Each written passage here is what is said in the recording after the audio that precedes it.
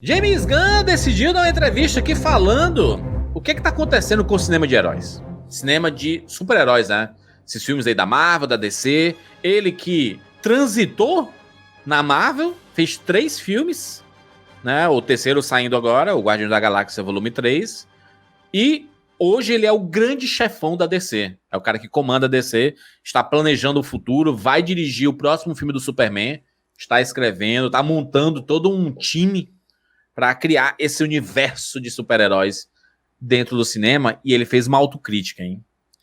James Gunn fez uma autocrítica para o universo de super-heróis. Vamos colocar a matéria aqui, vamos discutir sobre esse assunto. Você acha que tá tendo um desgaste? Há um desgaste no cinema de super-herói? O que é esse desgaste? É desgaste qualitativo ou é quantitativo? Estamos tendo filmes demais e a qualidade não é muito boa, é isso? É, cara. É um mix. Se você for pensar bem, tem acontecido os dois, né? Aparentemente. Exatamente. Porque, pô, você tem aí muitos filmes e nenhum deles, assim, você fica com ele na cabeça impactado, né? Olha aí, James Gunn fala de desgaste dos super-heróis e de Marvel versus DC. Vamos lá, hein? Entrevista que ele deu aqui, né? Fazendo a promoção do Guardião da Galáxia, né? Ele deu uma entrevista a Rolling Stone. Eu acho que existe um desgaste, sim, mas não tem a ver com os super-heróis. Tem a ver com os tipos de histórias que estamos contando sobre eles. E se você perde de vista os personagens, tudo vai por água abaixo. Nós amamos Superman, Batman, Homem de Ferro, e esses personagens são incríveis, que estão em nossos corações. Mas quando tudo se torna um monte de besteira na tela, é muito entediante. É isso. Existe esse ponto, né? Existe. Matou, né? Matou a charada. Existe, porque assim, se o filme for interessante, se a história for interessante de um personagem que você gosta, não tem por que você sair reclamando, sair triste. Por exemplo, comigo aconteceu em várias vezes aí, né, nos últimos tempos, de pegar um personagem que eu gosto bastante, por exemplo, Homem-Formiga. É um personagem que eu gosto muito, cara. Eu adoro os 2 primeiros filmes. Eu gosto da participação dele nos Vingadores. Acho divertido, acho engraçado. Eu acho que uma boa história com esse personagem funciona. É porque, assim, é uma coisa leve. Só que o que eu vi agora no terceiro filme de Homem-Formiga, por exemplo, foi isso que o James Gunn falou, é uma baboseira. É um cara correndo pra lá e pra cá, num lugar que não tem o menor interesse pra mim, que é esse Quantum Mania e tal. Eu acho que o Adão Negro, o Shazam, todos eles são desse jeito, assim, todos, né? E cara, eu ia falar, né, o Homem-Formiga é um exemplo, porque o Shazam é a mesma coisa, cara, um personagem que foi muito bacana no primeiro filme, e que no segundo é isso, é uma correria pra lá e pra cá, uma coisa que tenta ser gigantesca, mas que não atrai. O Adão Negro, que é um personagem novo, que também tinha tudo pra chamar atenção, já que o The Rock fez de tudo pra vender esse filme, nossa, vai ser isso, ficou anos produzindo esse troço, aí chega lá, uma história desinteressante, com personagens desinteressantes, entendeu? Cara, aí você assiste o primeiro, pum, você foi lá, e estamos falando só desses 3, tá? Mas vamos supor isso, você foi lá, pum, assistiu o Adão Negro, chatinho, sem graça. Aí você foi lá, assistiu o Formiga, desinteressante, chato, sem graça. Aí pá, você toma o Shazam 2. Aí você fala, porra, cara, porque você vai gastar o dinheiro pra ir no cinema no próximo? É difícil, cara. É difícil pro público, porque não é barato o cinema. Ele continua aqui, não é porque as pessoas estão... esses personagens, a turma gosta, né? A turma foi cativada por eles. Então não é que as pessoas deixaram de gostar desses personagens, é que os filmes não são interessantes, né? Ele fala aqui, ele continua. Eu sinto um desgaste em relação à maioria dos filmes espetáculo de Hollywood. E aí ele sai do cinema de super-herói e vai para um todo, né? Porque eles não têm uma história emocionalmente interessante. Não tem a ver com eles serem filmes de super-herói ou não. Se você não tem uma história na base daquilo, assistir coisas sendo destruídas, não importa o quão criativos esses momentos de destruição são, quão incríveis são os designs ou os efeitos especiais, se torna maçante. Eu acho que o desgaste é muito real. Cara, isso aqui ele praticamente resumiu o que é a franquia Transformers, o que o que se tornou Piratas do Caribe, né? Tem um Piratas do Caribe lá que tem uma cena de ação de 40 minutos, assim. O Jack Sparrow correndo em cima do negócio, e não sei o que, a explosão, e o negócio girando, não sei o... Cara, é um negócio sem fim, né? Dá nem tempo de respirar, né? Não importa a história, né, cara? Importa o tamanho da destruição, o quanto o CGI é bem feito, esse tipo de coisa. E não sei se isso segura um filme, cara.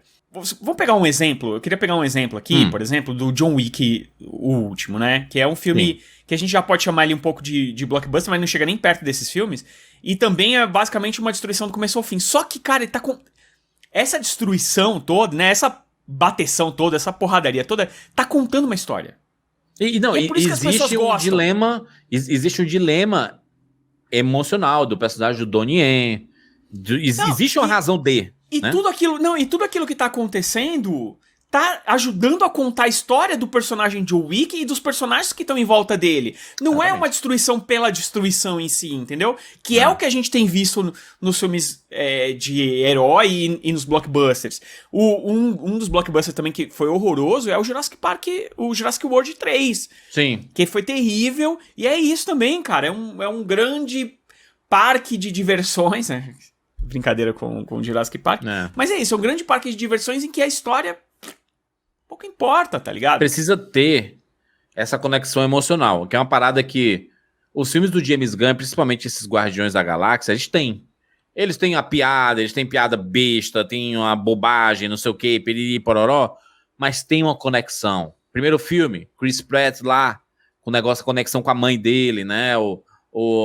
Deles ter sido pegue na infância... E tudo ele se sentir meio sozinho, e aí ele forma uma família. Existe todo esse conceito de família em Guardiões da Galáxia. No 2, agora foi pro pai, que teve também relação com a mãe. E aí tem todo esse arco emocional do Yondu, que era o pai que... O pai é quem cria, né? Então o pai dele era o Yondu também. Que é a família, né? Tipo... E aí esse 3 é basicamente ter esse conceito, deve vir também, e basicamente um conceito de despedida também, né? Então, esses filmes do James Gunn, eles podem parecer... bobagens ali, mas eles têm um fio emocional. E é importante ter, cara. Ele tá escrevendo Superman. Cara, eu acho que ele vai fazer um negócio maravilhoso. Porque o cara entende, ele sabe fazer isso. Ver Pacificador é uma série, cara, do universo super-herói aí, pra mim é uma das melhores séries que saíram nos últimos anos. Tem a bobeira, aliás, tem muita bobeira durante todo o negócio. São personagens que você fala assim, caraca, que personagens bizarros, não sei o quê. E quando você vê, você entende o personagem do Pacificador, a relação com o pai dele, da infância dele, porque que ele é daquele jeito, não sei o quê, e dos outros personagens também. Então eles tem razão de existir, sabe? Porque assim, a bobeira tá lá, a porradaria tá lá, né? Tem até um monstro gigante, inclusive, né? Na série do Pacificador.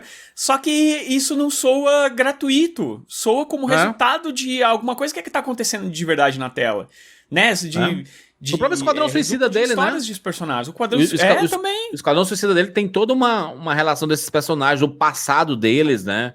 Os dramas que eles têm. No fim, são bucha de canhão, vão morrer, vão não sei o quê. Sim, mas eles têm os motivos e suas razões, sabe? Eu acho que é legal você dar um sentido emocional pra cada um, né? Exato. E você torcer pelos personagens, acho que é importante, né? Então, porque aí quando chega, por exemplo, numa cena de ação dessa de monstro gigante, não sei o quê, você tá realmente preocupado se você vai perder esses personagens ou não. Exato. Num filme desses que estão rolando ultimamente, você meio que... tudo bem, porque você tem que ter um apego emocional com o que veio no passado e não com o que tá nesse filme. É isso que aconteceu em Piratas do Caribe, como você tava falando, sabe? Você tem que ter um apego emocional com o Jack Sparrow lá no primeiro filme, porque, cara, lá no quinto, tanto faz quanto tanto fez, é uma coisa rocambolesca. E as continuações... acho que o James Gunn tá muito certo nisso, cara. Continuações, você pode depender de algumas coisas, assim, de história dos outros. Mas você tem que ter algum apego ainda assim. Com o que tá acontecendo ali, cara, porque senão é só um enxerto. Exatamente. Aí põe no DVD isso, cara. Tá ligado? E aí bota lá de extra no DVD. E aí ele falou uma coisa bem, bem interessante aqui, ó. Em outro momento da entrevista, Gunn falou sobre a suposta rivalidade entre Marvel e DC, dando a entender que as duas marcas mais se ajudam do que se chocam, ao menos mercadologicamente. Cara, isso aqui é perfeito. Está falando do chefão da DC hoje em dia, que esteve na Marvel, inclusive. Ele diz o seguinte: para ser franco, eu acho que quanto melhor os filmes da Marvel forem na bilheteria, melhor para DC. E vice-versa. Quando as pessoas veem filmes ruins, não querem continuar gastando dinheiro no cinema. Cara, isso é tão real. Isso é tão real. Porque quem é o masoquista que vai querer continuar indo pro cinema se só tá recebendo filme ruim, gente? Aí fala aqui, ó. Eu quero que filmes bons sejam lançados, especialmente tendo em vista que estamos produzindo 2 ou 3 longas por ano na DC. Né? Ele tá falando isso aqui. Porque se as pessoas cansam de ver filme de super-herói, e aí cansaram de ver filmes da Marvel, cara, consequentemente eles cansam de ver filme da DC. Porque os caras olham assim, esses filmes de super-herói, quando eu falo em filme de super-herói, você tá falando de Marvel e DC. Tá falando de um, não tá falando só de um. Uhum. Se aí a DC lança filme ruim, fala assim, caraca, é isso, a DC só lança filme bosta. Inclusive é um problema que a DC vai ter que resolver no futuro. Como recuperar as pessoas pros filmes da DC?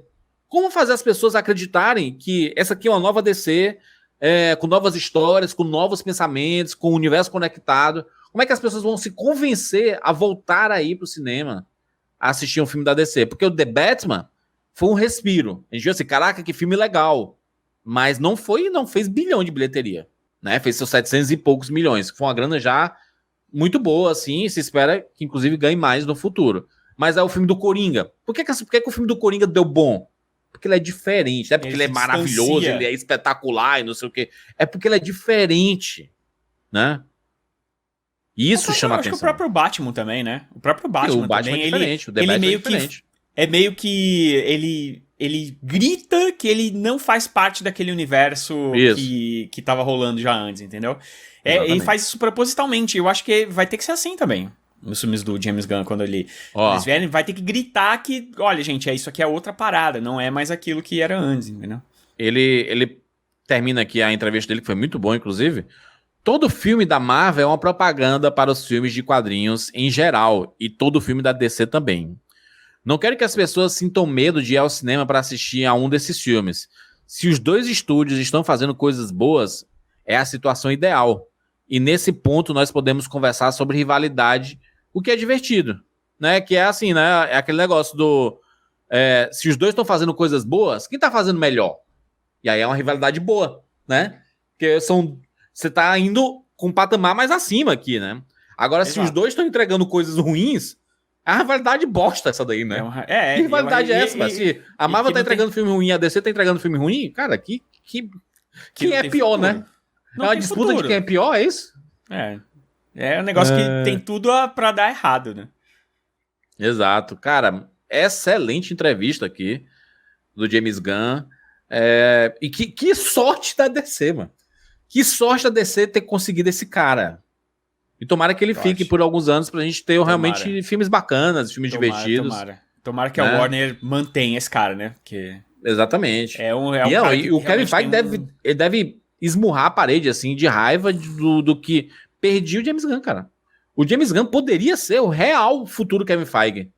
Porque ele poderia substituir o Kevin Feige e o Kevin Feige assumir a Disney, por exemplo, a presidência da Disney. Mas aí ele, né, não teve como. Vai ter que conseguir uma outra pessoa aí pra substituí-lo aí em algum momento, né? Kevin Feige não vai ficar pra sempre, né, no comando da Marvel. Imagina o desgaste, ele daqui 15 anos, ele tendo que explicar porque é que o Wolverine não apareceu no filme X. Né? Deve encher o saco, vamos falar a verdade. Deve encher o saco demais, minha nossa senhora. Saco. Todo dia alguém... porque o fã, e a gente se inclui nisso, a gente é muito ansioso, né? A gente quer as coisas acontecendo. Vi esse filme aqui, pra onde é que tá levando? Levou a lugar nenhum. Aí, né? Quando passa 10 filmes depois, a gente... Ih, rapaz, ele, né, tinha uma coisinha ali realmente que tava conectada com algum, né? Enfim, é isso. Universo super-herói é isso aí, rapaz. Muitas discussões, muito papo. E a gente sempre traz aqui conversas pra gente bater papo aqui com você. Deixa aí seu comentário. Você acha que há um desgaste? que é que você acha dessa rivalidade? Considerando o que a Marvel fez nos últimos anos, né? Tipo, a Saga do Infinito. Aquelas três fases que foram muito boas e tiveram percalços no meio do caminho. Não dá pra dizer assim, meu Deus, a Saga do Infinito foi perfeita, porque o final foi massa. Não, tiveram uns percalços ali, tiveram uns filmes mais ou menos e tudo, né?